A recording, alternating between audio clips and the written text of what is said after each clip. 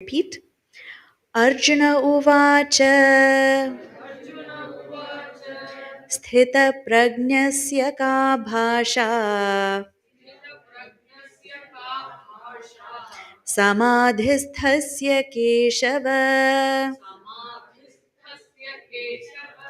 स्थितधी किं प्रभाषेत किमासीत व्रजेत किम्. Together. स्थितप्रज्ञस्य का भाषा समाधिस्थस्य केशव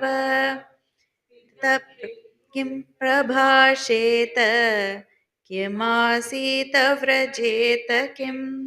श्रीभगवानुवाच प्रजहाति यदा कामान् सर्वान् पार्थमनोगतान् आत्मन्येवात्मना तुष्टः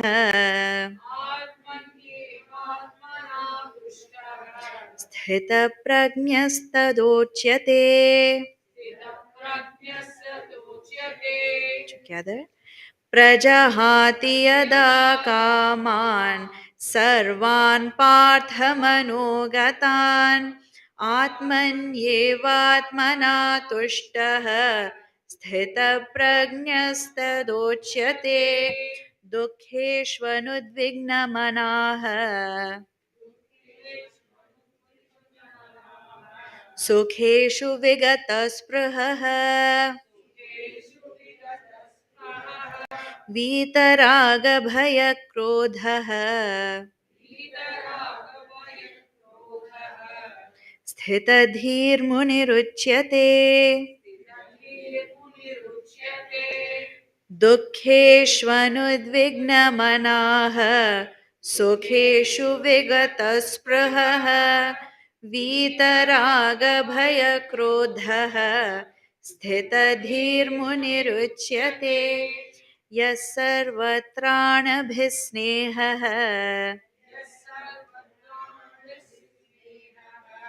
तत्तत्प्राप्य शुभाशुभम् नाभिनन्दति न द्वेष्टि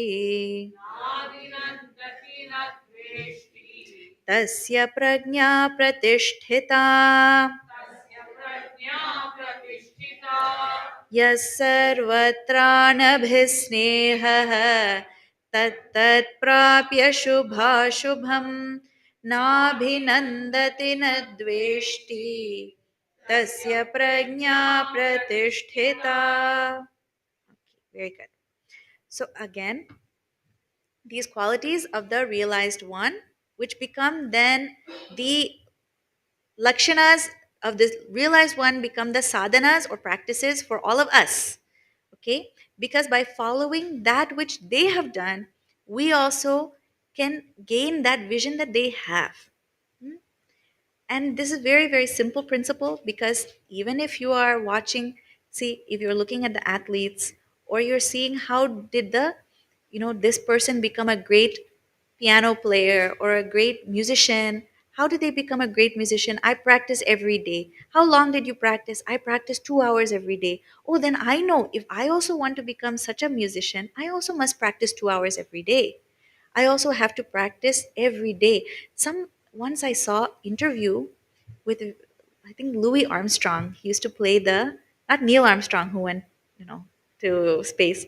Louis Armstrong played the saxophone, trumpet. And that interviewer was asking, what do you do? He said, every day I practice. Every single day I do not miss one day of practice, no matter how I am feeling.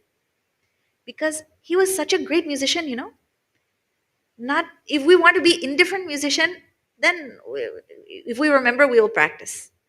If we don't want to be musician at all, I'm happy to play his CDs. That is good. But even such a great one, every day he is practicing. That means that is the amount of effort it takes to gain that effortlessness in the playing, in that music. So to gain effortlessness in the sadhana, we need to put great effort. Hmm? So the master who is in this state effortlessly, he is there because he put that great effort, because he is practicing at all times. So it becomes now our also spiritual practice. That is the most important part of spirituality is the practice part. Okay? Otherwise, we put nice Om decal on the back of the car. Then people know I am Hindu, but we don't do any practices. Someone asks us, "Oh, do you go for puja? Do you come? Do you know anything about Gita? What is your book? What practice do you do?" I don't know, but that picture is there, very nice. So, practice is very important. All right, and very interestingly, what are some of the qualities of this master? We saw he has dropped these desires, and very interestingly, dukkeshvanud vignamanaha sukheshu vigata spruhaha Vitaraga Bhaya Krodha. He is one who, or she is one who, that mind is anudvigna mana. That mind does not become perturbed in sorrows. See, the name of the game is we should be transcending sorrow in our life. Hmm? That is the most important part of spiritual practice. We do it because sorrow is a burden for us. And I want to come out of it. How do I come out? Through spiritual practice. The great masters are showing us how do we overcome sorrow in life. And this sorrow can be of two forms. That sorrow is there. See, the thing can cause us sorrow, and how we feel in experiencing the thing that also causes sorrow. Okay? Like, for example, you see the snake. The snake is an object of sorrow because it can bite you. But all the fear that you experience in the presence of that snake is also a sorrow. Sometimes these two things appear as one thing, but they're actually different. And in what does this mean? When the mind is going through life, when we are going through life, we have certain experiences that can be objectively causing sorrow. Hmm? Like I had to go and get my tetanus shot. Okay? Objectively, it gives little pinch. That is some sorrow is there. But from the moment they start to crinkle the paper to open the drawer, if we start to get anxious, oh my gosh, the needle is coming. Then they show you, did it get bigger than last time? It's looking bigger this time. Can I get the baby one? What do you give for babies? Give me that one. See, all of that sorrow that we have, even the experience, the anticipation of going to the doctor when we're kids, that anticipation, oh, I'm going to doctor. They're going to give me shot over there. They start to cry even in the waiting room. This is all subjective sorrow. Hmm? This is the sorrow that the mind takes on. It is different than the actual experience. The experience is so much. But the anticipation and then the further anguish after the event, this is all can be very great. This is all the subjective sorrow that the mind then furthers and continues. Hmm? So, spiritual practice helps us. One, it helps us bear the external objective sorrow that we cannot avoid. Hmm? We cannot avoid certain sorrows. When loved one passes away, everyone is going to experience that sorrow. Everyone is going to experience some illness. That is objectively, there is going to be some sorrow involved there. But the subjective mental anguish that we subject ourselves to and continue to perpetuate, that is in our control. How long do I want to be crying over the same thing? How fast is my recovery time? Hmm? You know how they say if you have a good immune system, you can be down with the cold, but you'll bounce back faster. But if your immune system is poor, that one little cold, you will have it for 6 weeks, still sniffling. This body becomes run down. Why? Because the system itself is very prone to that. Hmm? So in life, this sorrow can be of both these types. There's once, when Swami Tapovanji was ill, and Gurudev implored Swami Tapovanji, please come to Delhi, come to the city. We will get you medical care. We will get you some treatment. Swami Tapovanji said, whether I go for that treatment or not, this body has to go sometime. Why are we taking this body so seriously? So he did not come for the treatment. And after some time, Swami Tapovanji passed away. Now that message, he attained Mahasamadhi. Huh? That message came to Gurudev in Yajna. He was in one public forum. He got that message. And tears came to his eyes. No, that is his Guru. So someone asked, "But Gurudev, you are also crying. Guru, no." He said, "I am not stone." Yes, this is, my Guru has passed, has attained. So that will give that sorrow. But that sorrow does not take root and then cause great suffering. No. Because we know, even though that body has been dropped, that Swami Tapovanji is nothing but the supreme reality. Gurudev knows that very well. Not that doesn't know. But that objective sorrow will happen even to the master, is the point of that story. To understand that. But how quickly one can drop the sorrow, that only a master is capable of. We hold on. Sometimes someone did something long time back. It is still pricking us today. Like that needle, still gives us sorrow. Why? That is not an objective thing, that is subjective. How long mind holds on, how long it grieves, how long it suffers, that is all of that through spiritual practice, we can shorten that time frame, quicken our recovery. This is all very important in spiritual life. Otherwise, that sorrow will keep us from getting anything accomplished. Okay? Right. Okay. Then what happens, so one who has that ability, and in joy also, he is not attached to the joy. No, okay, I experience the joy, but I'm not holding on to it. Then they go beyond what? Vita goes beyond raga, all hankering for different things. We're going to see the meaning of that word raga. All fear, bhaya, there's no fear in that one also. So happiness comes, okay, no problem. Sorrow comes, I can handle it. So there's no fear in life. They can go through all the experiences without being worried. Oh, what is going to happen? You know? See, even that worry, that fear, that thing might not even be in front of us, but we are afraid in our mind. What if I get the disease, illness? What if I lose this, all my savings? Oh, look, fear can be there. So one goes beyond all of that.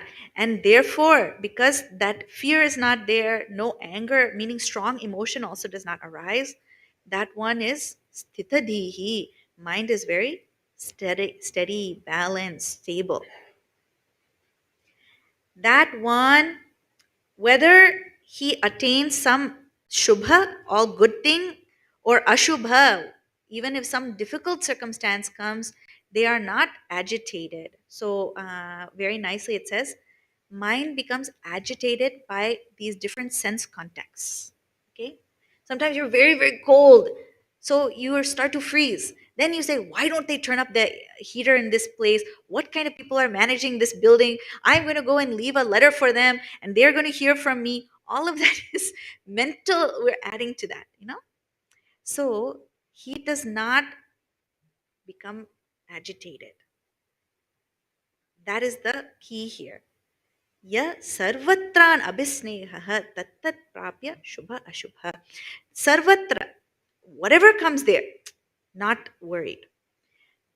And na abhinandati, neither does he become so attached in that happy circumstance as well. What does that mean? See, why can't we be attached in happy circumstance? It seems contradictory, right? It's exactly what we told the kids. We're not doing things to get happiness. We're doing things out of happiness. Huh? We should not feel, oh, this realized master, his life sounds very dull. Why do I want to live such a dull life? I want to go to, what is that? Uh, uh, the world's famous water park, indoor water park. One of the kids said they went to a famous indoor water park. See what happens? We're craving for that water park.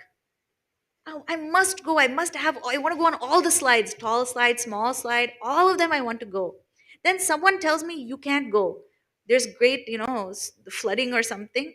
The nor'easter is coming through. I cannot go to water park now, even though it is indoors. Then I start to cry and become, this is what happens. When we become attached in the happy circumstance, we will cry when it goes. And what is the truth about life? Change is the changeless law of life. So even the happy circumstance, it is not permanent. So therefore, be happy in all circumstances is the point. Be content. Hmm? Right. Should not feel, oh, he's so dull. No, no, he's always happy. That is the best type of way to be. Otherwise, you know what we are? We are like gamblers. You know the gamblers these days, I'm seeing so much about how they've legalized or they are putting so many forms of gambling in the disguise of some game or some other thing, but really it is gambling only, right? And what happens to the gambler? If they lose, they become totally dejected. And if they win, they become so elated and they are just waiting to gamble next time. But you know what the rule is? The house always wins. See, we all know the ending to that one. The house always wins. One time, some pop song came on the radio when the brahmacharis we were driving, and me and my batchmate, her name is Kritika, we started singing together that song. I think it was some Mariah Carey song or something. Then Dujot, who was there in the back, he said, "See, if someone told you to chant Gita, you don't know all the verses, but you know all the verses to the song." So we know house always wins. What does that mean? I might win something in this one, but I will lose much bigger in the long term. This is exactly what this verse is saying, actually. We are betting on that happy circumstance. And when we lose out on our anticipation, then we become very dejected. Bhaya, krodha, dejected, angry, frustrated. And when we win, we become afraid that we won't get that experience again. So we keep gambling on this life, but the truth is, house always wins. Karma always continues, the cycle always continues. And guess what? In life, how many people want brand new iPhone? Everybody. How many people get? Few people. Meaning you have to have enough money, you have to have the right circumstances, blah, blah, blah, blah, blah. So many different things have to be there. So supply is less, demand is always more. So the smarter thing to do is demand little of life. Hmm? Don't gamble in the game of life because life will continue and our whole life will go in that pursuit. Okay? So, very interesting to think in those terms. All right. So, one who is like that, tasya, for that person, prajna pratishtita, that wisdom becomes very fixed. That wisdom isn't, you know, oh, when I lost that thing and became sad, then I become very devout. No? But the moment I have just the hint that I'm going to get some happiness, then I just run after that thing, you know, leaving behind. See, it's very easy when we have to go to some, you know, funeral or we read some very terrible thing. At that point, we have a lot of vairagya in our mind. But when the happiness, we think we'll get some happiness over here, then mind runs in that direction. All vices, everything can happen. You know, there was one. There's one boy, he wanted to marry the daughter of this man.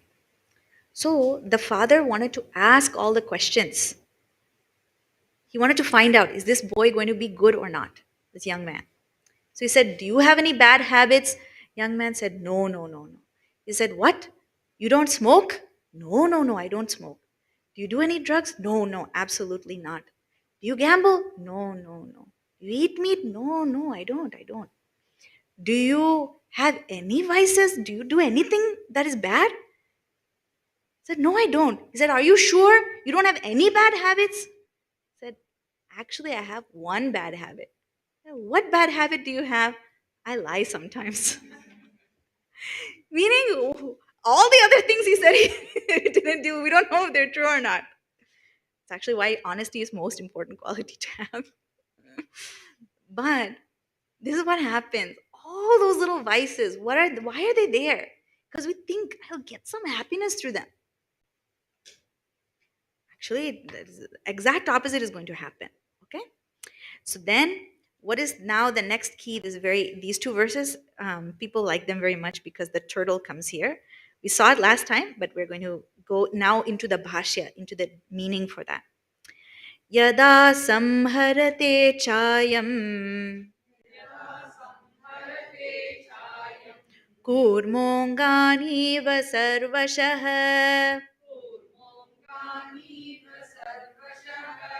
इन्द्रियाणीन्द्रियार्थेभ्यः तस्य प्रज्ञा प्रतिष्ठिता. Together. यदा संहरते चायं कूर्मोऽङ्गानीव सर्वशः इन्द्रियाणीन्द्रियार्थेभ्यः तस्य प्रज्ञा प्रतिष्ठिता. So what happens that just like the sadhaka who understands his viveka, his ability to discriminate, look, all of these outer joys, if I become attached or if I become afraid to experience even sorrow in life, I that is not the way for me to live life and to gain ultimate happiness. That sadhaka now, seeing that the realized one has this quality, he is able to, that realized one, the next step in that, after gaining that viveka discrimination about life, then one must be able to restrain the senses, pull the senses back from all of the sensory enjoyments. Okay? And why does that happen? Because I know my happiness is not, ultimately, it is not there in those things. So he intelligently withdraws from them at will. We were seeing that also in the morning study group. What happens? See, being able to withdraw from the sense objects at will is a great quality in the sadhak. We have the exact opposite quality where we try, but against our will, we get pulled into the sense objects. How many of us said, I know holidays are coming up, but I'm going to eat as healthy as possible during the holidays? How many of us say that? Then, then come January 2nd, you find pants are very hard to button. This is the time elastic pants, we have to go and find all of them. Why? Because no matter what plans I had, in front of those sense objects, it is very hard to stay away from them. Hmm? But for one who knows that joy is not in the sense objects, intelligently they are able to pull back, right? That is what, it's very actually very tough, very tough to do. And I'll just see here. It says that one, he is, by withdrawing from them, he gets very important quality. What is it? Viveka. But what happens? Nattu tad vishayaha ragaha sa katham samhriyate. Now, it's very interesting. Huh? In the Bhashyakash, Bhagavan Adi Shankaracharya says that this withdrawal is good, but inside the hankering for those objects can still remain. Okay? We saw last year that yes, able to withdraw from the sense objects, but interestingly, even in the Bhashya this is given, even a sick person withdraws from sense objects. But that doesn't mean that the hankering from those objects are gone. So I'll give example. What does that mean? When you have high fever and someone invites you to the water park, you say, no, no, I can't get up. I'm going to stay in bed, watch some Netflix. I'm going to just sit there, put blankets, and sleep. Why? Because limbs are very tired, weak. So they cannot go to the sense objects even if they are there. So, what is the difference? Okay. If the hankering is still there, what is the difference from this spiritual practice of withdrawing from objects if our hankering is still there? Hmm? See, what that means is, even for one who has been doing spiritual practice for a long time, an object can still appear and draw the senses back out. You know, a very famous story of that is sage Vishwamitra. You all know that one? So Vishwamitra was doing tapas, severe tapas, because he wanted to become Brahma Rishi, one who knows Brahman. So he was doing all this tapas. And whenever someone is doing tapas, one person who always gets stressed out is Indra. So Indra Devata saw that this Vishwamitra is doing all this tapas, so he called that Apsara Menaka. Very beautiful Apsara. He said, you go there and you distract Vishwamitra from that tapas. So he said, good, going. He went there to that ashrama, and Vishwamitra, even though he had been practicing for such a long time, the instant that he saw not just ordinarily beautiful maiden, not just ordinary ashram setting, but it is said that that whole place began to bloom and flower and look very, that all the nature itself was looking so attractive. Then this beautiful Menaka was also there. So Vishwamitra, in that moment, he immediately became just, he lost all of that tapa bala, all the strength from that tapas, and then they started that family life. They became married, they had one child, that child became Shakuntala. That whole story is there, right? But the point of that story, it's quite interesting, huh? That at the end, you know what happens when he realizes what has happened? He realizes also that after all this time, Menaka also has deep affection for Vishwamitra. He also has deep affection for Menaka, but he says, no, I will put one shrapa. Shrapa is translated as curse, but here he says, what is the shrapa? He says, the two of us will never meet again. Huh? Meaning that what? Shrapa given by Rishi always brings some benefit to everyone, actually. He says, I also must go back to my tapas. You also please return from to Indra Devata. Now, what is the point of this? In today's modern context, people will hear this story and they'll say, oh, why this thing had to happen? And that seems like, it is not a very PC thing to do. Like, why did that happen in this way? But in fact, the culture is not saying that any person is at fault here. What the story is given is that tapas, the senses without vision of the self, that is what the next verse is going to tell us. Without full knowledge within the senses, not within any individual person, in the senses themselves, the seed for more desire is always there. Unless you have gained final knowledge. That is what is going to happen in the next verse. Final knowledge is required for total eradication of desires. Otherwise, see, we should not think that the reason why this is being said is, we should not think that the reason of doing the tapas is just to do the tapas. We must gain vision that that Brahman is me. I am that Brahman. I am that supreme consciousness. I am that one. Until that knowledge comes, the desire for senses, sensual desire, is still there in the sense organs. So then the next verse, that clarification is given. Okay? Vishaya vinivartante niraharasya dehinah रसवर्जं रसोऽप्यस्य परं दृष्ट्वा निवर्तते. Together.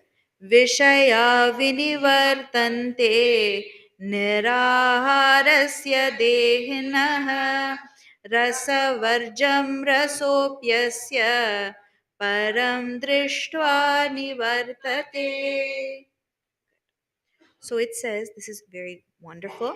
Vishaya vinivartante niraharasya dehinah. Now, for one who is keeping their senses under control, the objects eventually they stop having the objects themselves kind of leave that person. Okay, meaning what Gurudev says very nicely.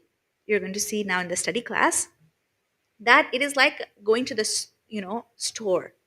Store stocks the items based on demand from the customers. Like in old days, there was no organic foods. Now you go to the store, many organic items are there. Because why? Some demand was there, so more objects came. Now, it's quite interesting that when we have inner demands, the world will always provide an object for our inner hankering, even if it's just attraction for it. Like, for example, if we want, you know, something nice to see. Okay, in old days, everybody eyes want to see something nice. So in old days, they used to have play and drama, and you can go and see the drama. Then after that, they said, no, no, we need to have something more than that. So then they have now radio. So then they're going to tell the story on the radio or read the book. Then after that, people want more. Now they come up with TV. Now not just TV, old black and white, now color, then flat screen. Then it became smartphone. Then now even on the plane, that screen is in front of you. Why? Because objects, when the demand is there, we'll go on searching for more and more things to fulfill those demands. Okay? But when one has no demand, it is as though those objects stop being attractive for that person. It is as though the objects turn away from that person. But rasavarjam, rasaha api, even though the gross, tapas is keeping those objects from that attraction, right? The subtle, rasaha here means raga, ranjana rupa, that taste for those objects still remain in that one. The subtle taste, not the gross one, but the subtle one still remains. Okay? Like, for example, what does the subtle joy mean? Even the thought of objects still brings some joy to that person. Like, have you seen these days, right after Thanksgiving, even before Thanksgiving, they start to advertise Christmas? You notice that date keeps getting moved up. Soon in January, they're going to start for Christmas for next year. Why? Because even the subtle thought about that future enjoyment, it is not even there. The holiday is not there, but they're seeding that, you know, they are seeding that enjoyment in a subtle way, even now, not that subtle, but seeding it early. Okay? So, in the same way, though we might be physically removed from all of these sense pleasures, in that meditation, one must be careful because that inner rasa, hankering, is still there. That is the word that is used, hankering. Okay? So, what happens? That mental longing, for it to be totally removed, what is required? Param drishtva nivartate. Once the Supreme is seen, once the Supreme Self is known as my own self, at that point, even the hankering also disappears. And why is that? Because this example reminded me when I was a kid, there used to be something called something like sugar dip. I can't remember what it was called, but it used to be, right? They would make sugar into a stick. Then you lick the kids would lick the stick and then put it into a packet of sugar. And then you lick the sugar off of the stick. That was what the candy. I remember reading once that is just three forms of sugar. The sugar only is the stick, the sugar only is the. No. Now, we are out there looking for all this joy. But all of this, all of the joy that I experience in outer objects is nothing but the joy that is my very own nature. When I know my own nature, then there can be no hankering left after that. It's kind of an interesting concept, but the idea is that I am the nature of all joy. So first, Uh, I stop the hankering for outer objects because the more that I stop that, the more the joy stays with me. Then, when that happens, the further that practice goes, eventually I see I am the nature of all the joy. Therefore, how can there be a hankering for an outer object of joy? Hmm? When I know that, it's like taking that stick and you're using to get more sugar outside, but that stick also is nature of sugar. So I am the here in this example, even whatever I'm taking outside, also there's no joy there. I am the one lending that object the joy. Okay? So my own nature is the source of all joy. When I know that, where is hankering for all these objects? For that one who has seen the supreme, then that cycle of searching for joy in anything, even the subtle hankering, all of it goes. Okay, that is the ultimate goal. So don't stop at just the practice. Keep on striving for the highest vision. Tattvam asi. That joy, you are that. Okay, I am that, you are that. I am that is given, book is given by Nisarga Dattaji Maharaj. He talks about all of this. Okay, Tattvam asi. You are that. You are that which we are searching for everywhere. I am that very source of joy. Hmm? Okay. So now we will have some questions, some reflection points on this, and we'll have that in the study class. Okay. Om Shanti Shanti Shanti Hari Om Shri Guru Pyo Namaha. Okay, everyone, and please make some sankalpa. Come for also study class during the week if you are interested. To keep the practice going. We'll be sharing all that information.